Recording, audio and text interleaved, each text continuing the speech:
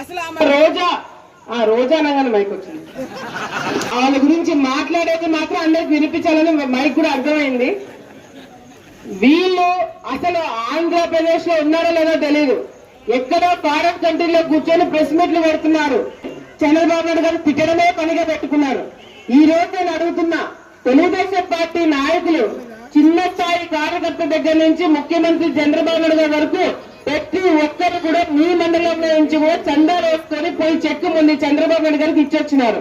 పొదుపు వాళ్ళతో సహా చిన్న చిన్న పొదుపు వాళ్ళతో వాళ్ళు కూడా డబ్బులు తీసుకొని పోయి చంద్రబాబు నాయుడు గారికి ఇస్తుంటే వేల కోట్లు 100 కోట్లు దాచుకొని ఈ రోజు ₹1 కోటి జగన్మోహన్ రెడ్డి గారు నేను వరద బాధితులకి ₹1 కోటి ఇస్తారని చెప్పి అనౌన్స్ చేసినాడు. ₹1 కూడా ఇంతవరకు తీసి ఇవ్వలేదు. అంటే మాటలు మాత్రం చెప్తారంట, డబ్బులు మాత్రం బయటికి తీయారంట. ఇది ఈ రోజు వైసీపీ నాయకుల పరిస్థితి.